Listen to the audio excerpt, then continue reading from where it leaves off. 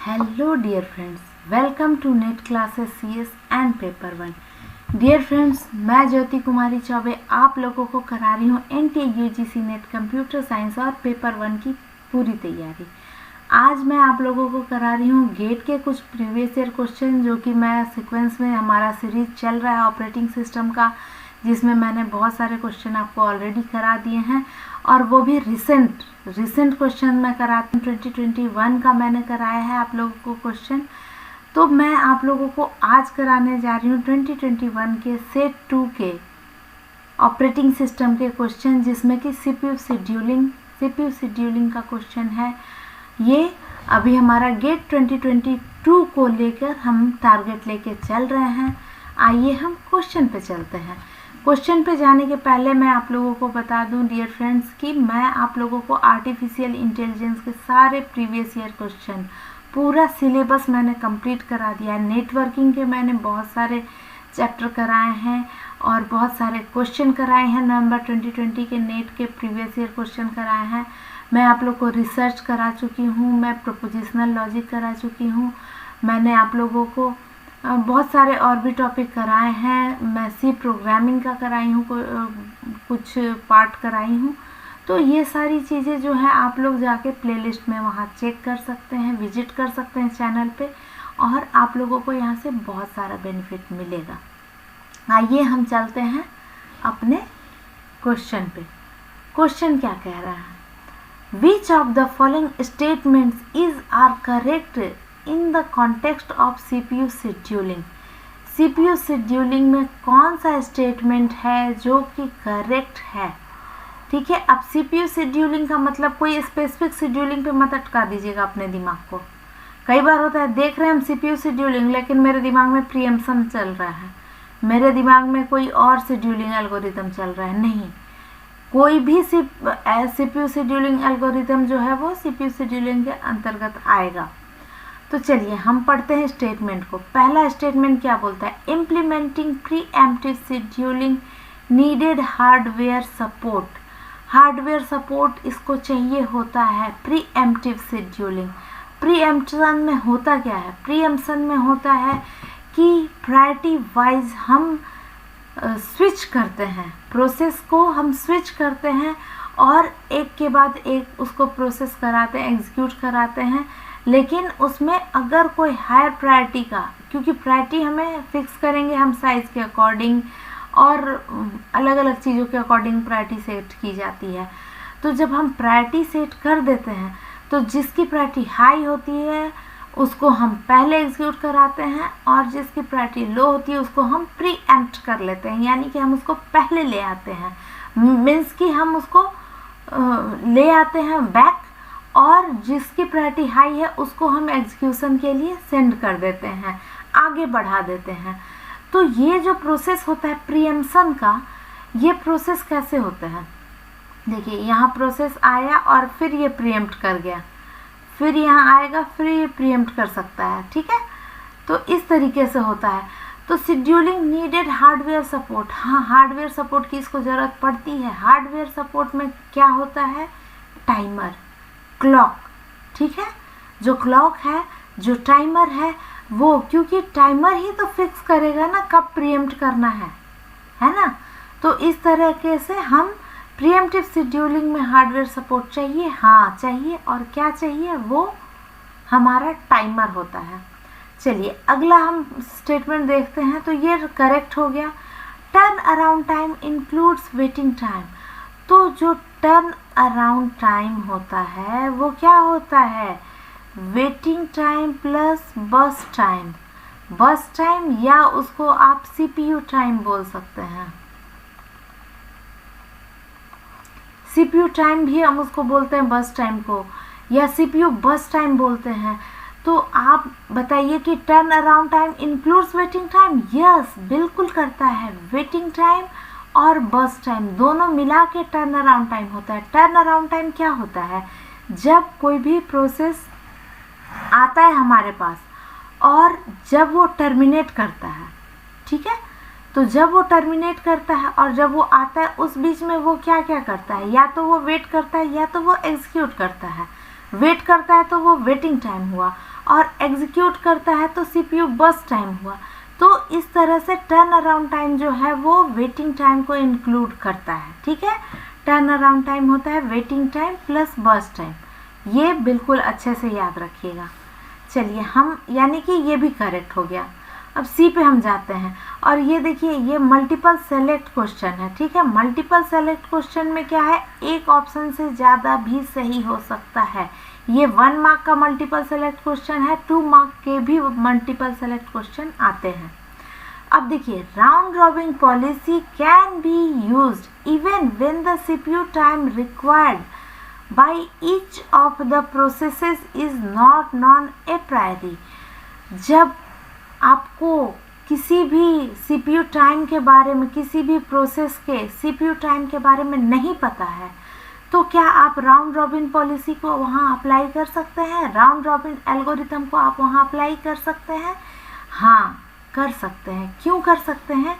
क्योंकि round robin जो होता है एल्गोरिथम, उसमें हम क्या यूज़ करते हैं, एक क्वांटम टाइम क्यू होता है और उसका वो टाइम स्लाइस फिक्स होता है। जो टाइम स्लाइस होता है क्वांटम टाइम का वो फिक्स होता है और वो चाहे कोई भी प्रोसेस आ जाए उसके लिए वो फिक्स होता है। उसके बाद वो उसको प्रीएम्प्ट कर देगा और फिर वो अगले अपने बाद वाले प्रोसेस को फिर वो उतना टाइम स्लाइस देगा, फिर उसको प्रीएम्प्ट करेगा, फिर तीसरे को देगा, फिर चौथे को देगा। मतलब जितने सीरियल में हैं, क्यू में जितने भी प्रोसेसेस हैं, उनको वो उतना क्वांटम टाइम देगा एग्जीक्यूशन के लिए और प्रीएम्प्ट करता जाएगा।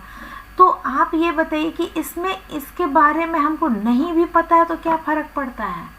हमें उसका प्रायोरिटी से मतलब नहीं है, क्योंकि यहाँ सब बराबर है। और ये कैसा हुआ, राउंड रॉबिन कैसा हुआ, मंदिर के प्रसाद की तरह। मंदिर में हम प्रसाद इतना इतना इतना इतना इतना इतना सबको एक बराबर देते हैं, क्योंकि वहाँ हमारे लिए सब बराबर होते हैं। मंदिर में सब भक्त भगवान के लिए बराबर हैं, तो वहाँ पे क्या दिया जाता है, एक फिक्स प्रसाद, इतना इतना इतना इतना सबको दे दिया गया। लेकिन अगर वो प्रीएम्प्टिव शेड्यूलिंग है, उसमें भी कोई शॉर्टेज जॉब फर्स्ट होगा, कोई अलग होगा, तो वो किस तरह से हुआ, वो हुआ घर के खाने की तरह। जैसे हम घर पे किसी को खाने पे बुलाते हैं, तो हम खाने पे बुलाते हैं तो क्या हम इतना इतना दे के सबको छोड़ देंगे? नहीं, हम उसके बाद क्या करते हैं, जो बुजुर्ग हैं उसके अकॉर्डिंग उनको सर्व करते हैं, जो एडल्ट हैं उनके अकॉर्डिंग उनको सर्व करते हैं, जो किड्स हैं उनके अकॉर्डिंग उनको सर्व करते हैं। मतलब पूरी फैमिली आई हुई है, तो हम सबके उम्र का, सबके क्या उनका कैपेसिटी है उसका ख्याल रखते हैं और उस तरह से हम उनको खाना मतलब सर्व करते हैं। तो ये क्या हो गया, ये प्रीएम्प्टिव शेड्यूलिंग हो गया, चाहे जो भी प्रीएम्प्टिव शेड्यूलिंग हो। मतलब प्रीएम्प्टिव शेड्यूलिंग में भी बहुत सारे आते हैं, मैंने आपको पहले के वीडियो में बताया है। ठीक है, तो उस वीडियो को जाके आप देखिए। और ये गेट के ही प्रीवियस ईयर क्वेश्चन के एक्सप्लेनेशन में मैंने बताया है। और जो राउंड रॉबिन पॉलिसी है वो मंदिर का प्रसाद फिक्स। ओके, चलिए, तो ये भी करेक्ट हो गया कि हमें उसका पता हो नहीं पता हो कोई फ़र्क नहीं पड़ता है, हमको इतना टाइम स्लाइस देना है वो हम देंगे ही, जब तक उसके पास एग्जीक्यूट करने के लिए बस टाइम उसका बचा है। जब तक उसका एग्जीक्यूशन कंप्लीट नहीं हो जाता है तब तक हम उतना टाइम स्लाइस उसको देते रहेंगे। अब देखिए डी ऑप्शन क्या है, the goal is to only maximise CPU utilisation and minimise throughput. फिर ये गड़बड़, the goal is to maximise CPU utilisation, बिल्कुल सही। CPU यूटिलाइजेशन बिल्कुल बढ़ाना होता है। क्यों बढ़ाना होता है? क्योंकि CPU जो है वो खाली नहीं रहना चाहिए। हमारा पूरे ऑपरेटिंग सिस्टम का काम क्या है कि हम CPU को खाली ना छोड़े। जैसे हमारा दिमाग है तो हम क्या बोलते हैं, व्यस्त रहो मस्त रहो, यानी कि दिमाग को खाली नहीं छोड़ो, खाली दिमाग शैतान का घर। तो इसी तरह से CPU यूटिलाइजेशन को आप याद रख सकते हैं कि CPU यूटिलाइजेशन इसलिए ज़रूरी है क्योंकि हमको CPU को खाली नहीं रखना है। जैसे हमारे दिमाग को हमको खाली नहीं रखना है, उसी तरह CPU को हमको खाली नहीं रखना है। यानी CPU यूटिलाइजेशन मस्ट मोस्ट जितना ज़्यादा हो सके वो। And minimise throughput. थ्रूपुट क्यों मिनिमाइज करना है? थ्रूपुट मिनिमाइज करने का मतलब क्या हुआ कि हम कितना भी वेटिंग कर रहे हैं, आराम से काम कर रहे हैं, वो हमको करना है क्या? नहीं, तो फिर CPU यूटिलाइजेशन नहीं होगा।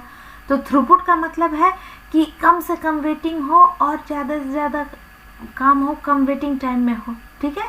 तो इस तरह से अच्छा CPU यूटिलाइजेशन को मैंने बोला कि थ्रूपुट से, देखिए क्या है कि थ्रूपुट का मेन काम यह होता है कि हम जितना ज़्यादा हो सके मतलब जल्दी हम अपने काम को करें, ठीक है, हम उसमें अननेसेसरी डिले ना करें।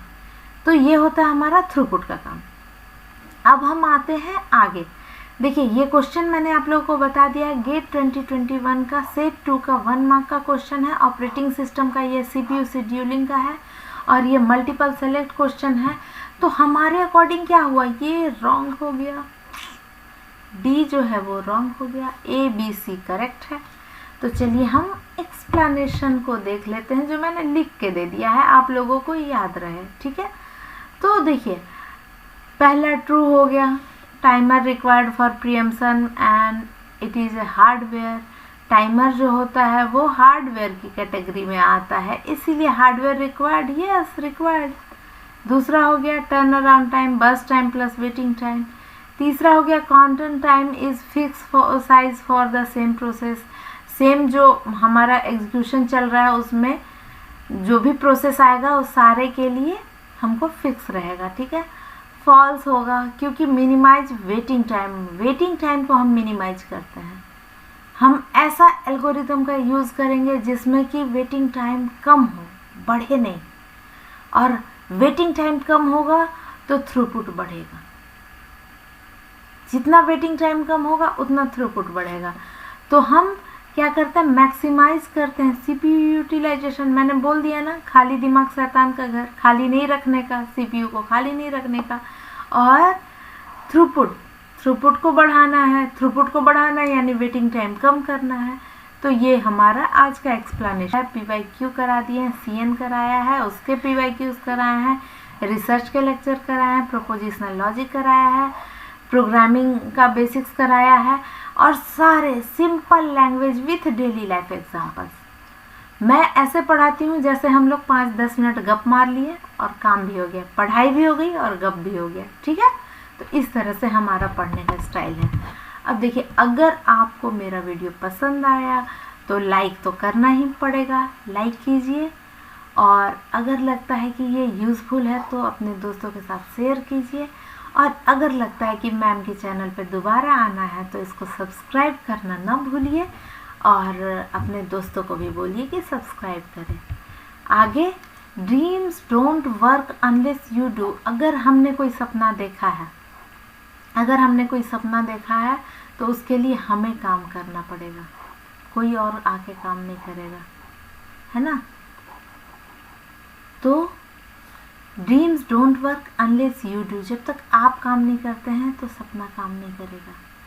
आप काम करेंगे तो ही आपका सपना काम करेगा। और पढ़ते रहो, बढ़ते रहो। बिल्कुल, जो पढ़ेगा वो डेफिनेटली आगे बढ़ेगा। Thank you friends, thank you very much. और हम मिलते हैं नेक्स्ट वीडियो में। तब तक के लिए पढ़ते रहिए, बढ़ते रहिए। Thank you.